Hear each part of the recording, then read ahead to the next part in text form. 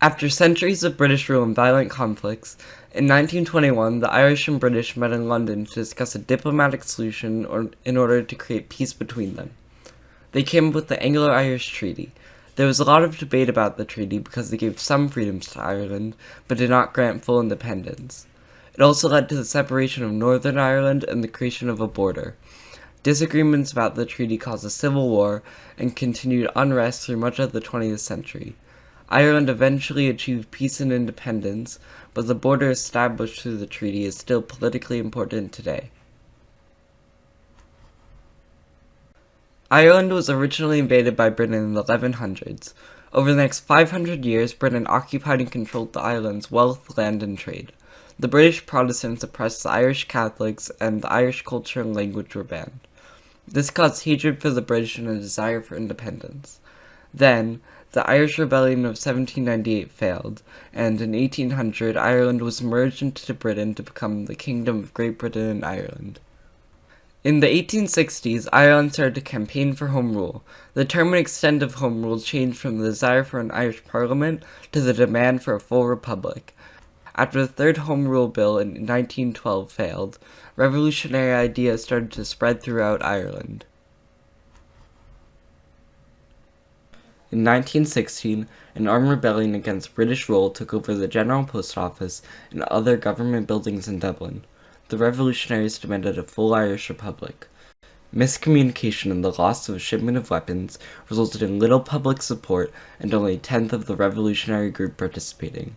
They only held their positions in Dublin for a week, and Britain executed many of the leaders of the uprising. This failure led to even higher tensions, increased violence, and ongoing guerrilla-style attacks over the next few years.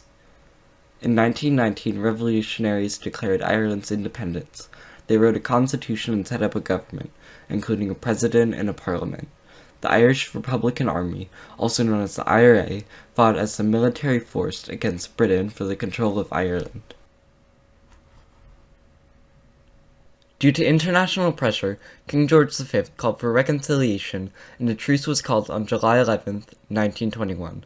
Ireland and Britain agreed to create a treaty to settle the conflicts. The Irish government debated who would go to the negotiations, the terms of the treaty, and the signing of the treaty. They decided to send plenipotentiaries, negotiators who had the full power of the government. Arthur Griffith led the delegation, which included Michael Collins and others. Eamon de Valera, the president, chose not to go, but de Valera instructed the plenipotentiaries to get input and approval from the cabinet before finalizing the treaty. The plenipotentiaries traveled to London in October 1921 and signed the Anglo-Irish Treaty on December 6, 1921. The plenipotentiaries had not consulted the cabinet, but the delegation felt that the treaty was positive for all of Ireland. However, there were major problems with the treaty. The first problem was that the treaty gave Ireland Dominion status. This meant it had its own independent government, but was still part of the British Commonwealth. This went against the original goal of the revolutionaries, who were fighting for complete independence. The other major problem with the treaty was that it led to the creation of a border across the island, when Northern Ireland decided to remain part of Britain. The border did more than divide the country, it also divided the people. The people living in the south were mostly Catholic, and the people living in the north were typically Protestant. The border would ultimately divide communities and create conflicts. The treaty was fiercely debated among the government and people of Ireland. Those against the treaty felt that it was a portrayal of the revolutionary goals. Those in support of the treaty believed it was a necessary step towards full independence. The treaty was ultimately ratified on January 7, 1922. Eamon de Valera resigned as president, and Arthur Griffith became the new president of the Irish Free State. The treaty was supported by the elected government and most of the Irish people. However, the IRA opposed it. During the Revolution, the IRA had become the military branch of the Irish government. After the treaty was ratified, they declared they would no longer take orders from the Parliament because Ireland was not a fully independent republic. Eamon de Valera joined them. The pro-treaty government created a new national army under Michael Collins. People in the new army were referred to as staters, while those in the IRA were called irregulars. Tensions between sides continued to rise, and anti-treaty irregulars took over the Four Courts, Ireland's main judicial building. Britain threatened to reoccupy Ireland if the situation was not resolved, so on June 26, 1922, the pro-treaty government bombed the building. This started the Irish Civil War. The two sides engaged in guerrilla warfare around the country, with small-scale battles, ambushes, and executions. After the deaths of many of their leaders, the IRA agreed to a ceasefire in May 1923. The pro-treaty side had won. Around 1,500 people died during the war, including both Arthur Griffith and Michael Collins. After the war, Eamon de Valera decided to return to politics to help Ireland become a republic. He founded the anti-treaty party Fine Gael, while the opposing party, Fine Gael, ultimately represented the pro-treaty side in politics. In the 1930s, Ireland again campaigned for full independence from Britain. Ireland was effectively declared a republic in 1937, and then, in 1949, it officially became the Republic of Ireland, a country completely independent of Britain. This settled one of the major problems of the Anglo-Irish Treaty. In the late 1960s, the trouble started in Northern Ireland because of disagreements over the border and religion.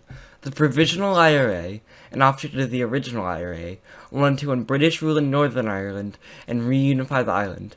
Civil protests eventually grew into violent riots, which would last until 1998 with the Good Friday Agreement. The agreement set an open border between the Republic of Ireland and Northern Ireland. This also allowed for Northern Ireland to join the Republic of Ireland if it ever voted to do so in the future. This started to settle another major problem with the Anglo-Irish Treaty. In 2016, Britain, now called the United Kingdom, voted to leave the European Union, but because the Irish border must stay open under the terms of the Good Friday Agreement, this left the UK with a dilemma. Northern Ireland cannot remain part of the EU because it's part of the UK, and the Republic of Ireland cannot be excluded from the EU because it's a member country. But it's illegal to divide the island with a closed border. This problem has not yet been solved. Another border issue arose during the COVID-19 pandemic, when Ireland wanted to completely close the country. Because this was not allowed, the Irish police patrolled 5 kilometers in from the border, so anyone traveling along into the Republic of Ireland would break the law by going farther than the 5-kilometer buffer zone and could be sent back to Northern Ireland. It has now been more than 100 years since the signing of the Anglo-Irish Treaty in 1921, but the Irish government's approach to the negotiation was problematic from the start. President de Valera chose not to attend, which meant he didn't have a direct voice in the negotiations, and his written instructions were not a substitute for his presence. The plenipotentiary should have been in constant contact with de Valera and the cabinet, but they worked on their own. They used what they thought was good judgment in negotiating, but did not win full independence and allowed for Northern Ireland to separate. The debates over the treaty were fierce, and de Valera's rejection of the treaty split the government. Revolutionaries began to fight their own government to demand independence, while the government supported the treaty. In the end, the Anglo-Irish Treaty was a failure. It established peace with Britain, but ultimately it led to a civil war. It would take decades after the treaty for Ireland to gain full independence, and even longer for the border to open with Northern Ireland. The border continues to be an unresolved political issue, which is still affecting Ireland today.